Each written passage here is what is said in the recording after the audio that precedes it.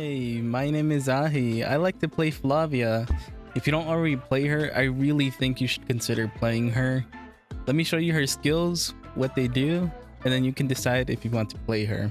And then if you want, you can stick around and see how I play them if that's something you're interested in.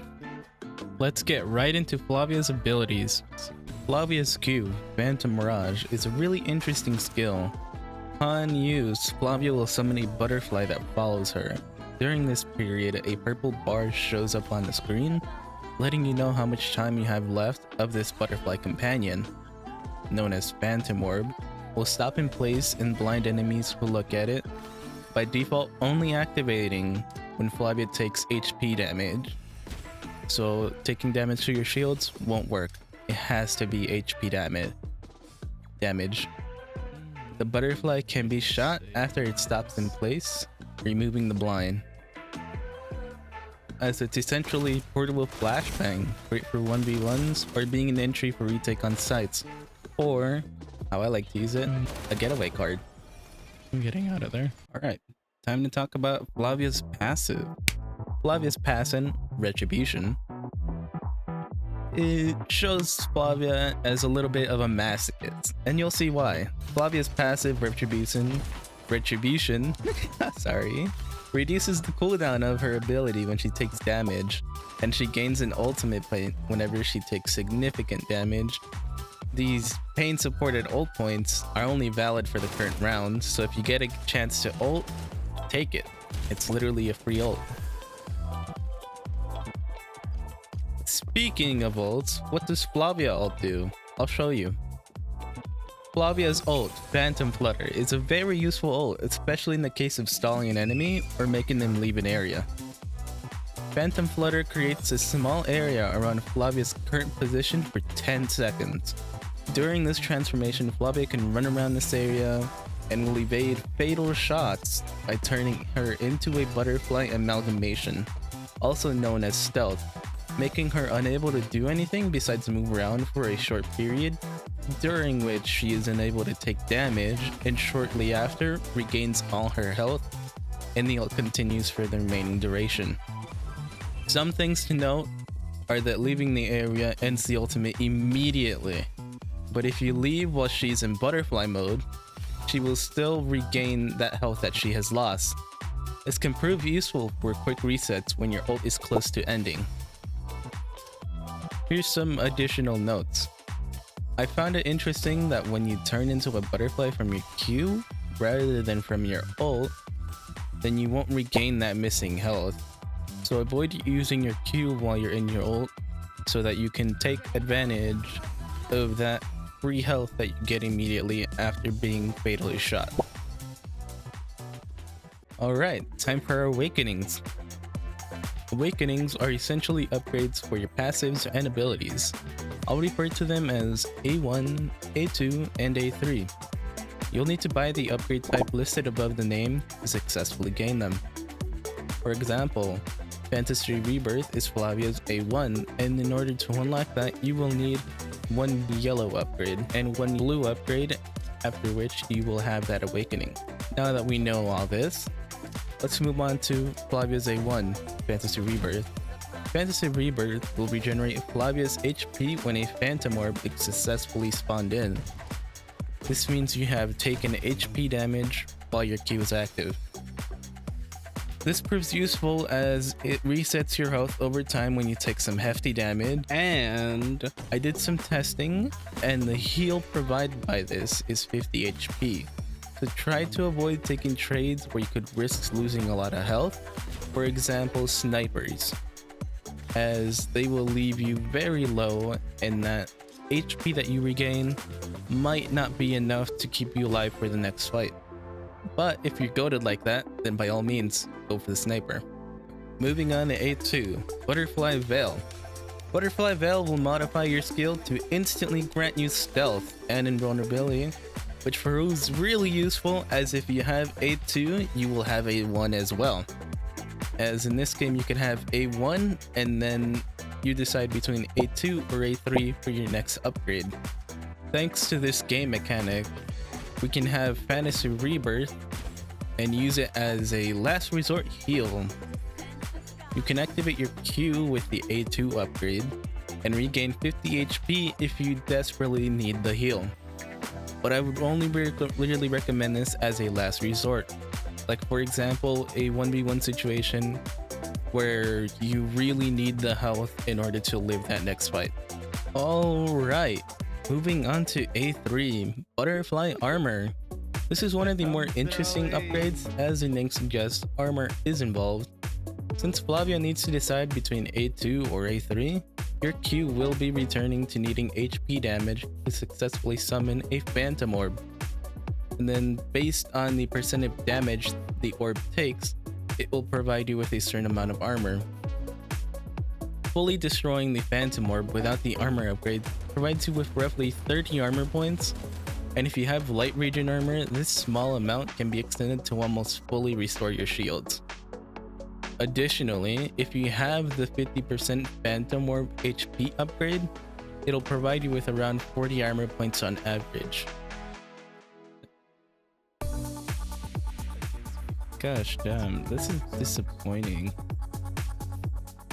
Heavy armor on Flavia is garbage.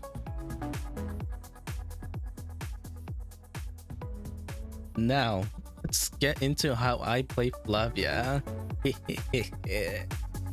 Alright, right off the bat, round 1, I go with fire rate. Why might you ask? Well, when we compare the time to kill between base damage and fire rate and we put them side to side, you can see that fire rate just kills a lot faster. Plus, I feel fire rate makes the recoil a lot more smooth, but that might just be me. Ultimately, whichever upgrade you choose first is up to you, but I like to go with rate of fire. Alright, let's move over to this game that I recorded, and I was also voice-overing it to try and explain what goes through my mind when I'm playing a game. Alright, round 1, base fire rate. Base rate of fire. Because we shoot faster when we do this. The 1 bullet difference, 1 damage difference will not likely save you, but having a fast fire rate, quicker time to kill, that definitely will. We're gonna intercept if we see them. Yep. Intercept to prevent any aid. Make sure we get rid of that. And as they're pushing, we're gonna go this way. So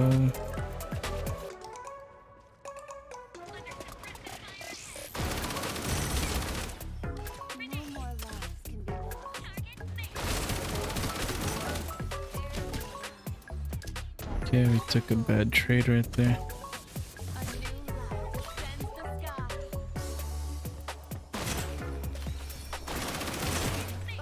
Ooh.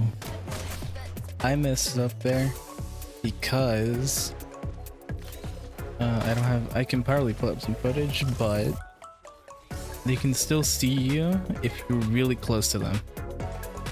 Like I want to say if they're right here, like your blind is here and they're standing here, they can still see you a little bit.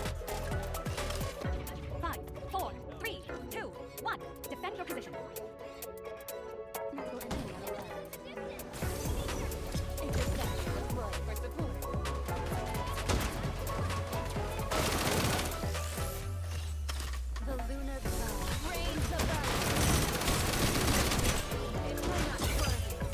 Just like that.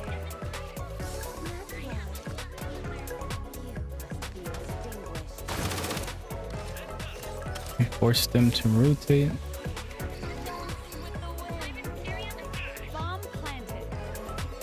I'll take that we need.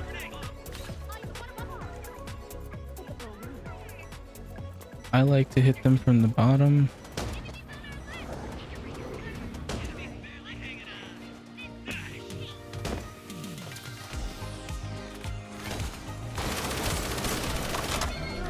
like so. And then they're distracted by teammates, so we push up.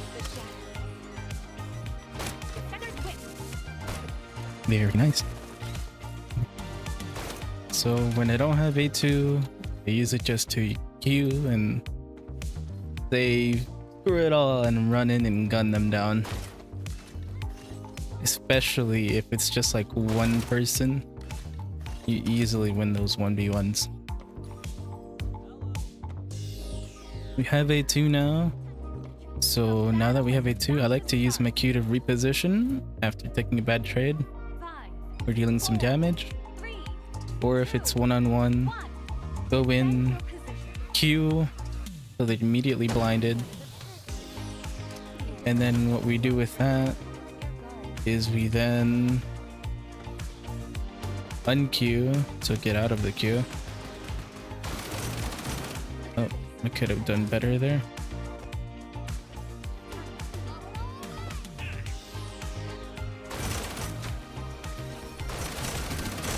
Kind of like that. They're blinded.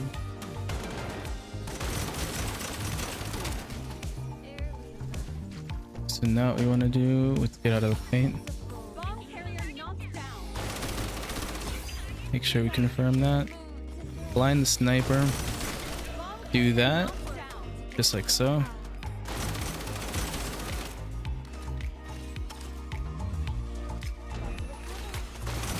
Peek with our teammate here. Nice, good job. And then keep in mind, if you have A2, you'll have A1, so you'll heal every time after a bad trade. Very good. So don't be afraid to take on trades, especially if they're 1v1s, because you will win them.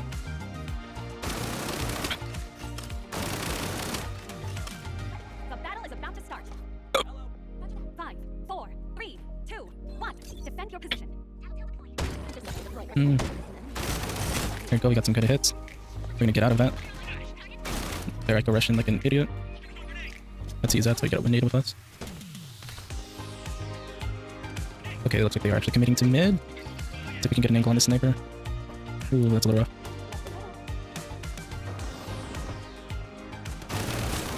Ooh. Oh yeah, that was bad play by me.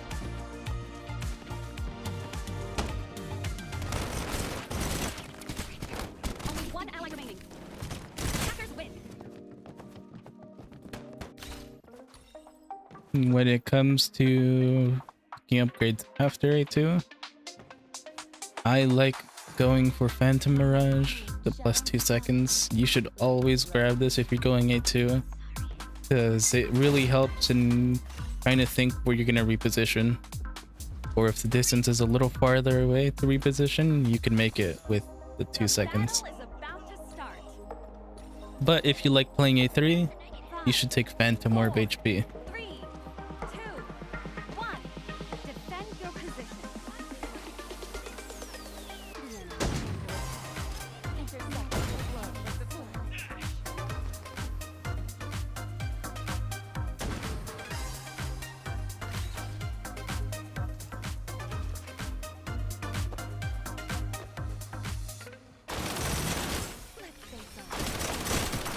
There we go, that's how you guys want to play this. You gotta pick. So let's do that.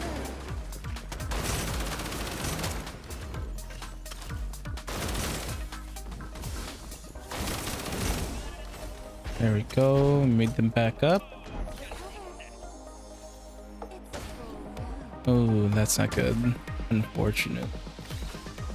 Yeah, now they're gonna push.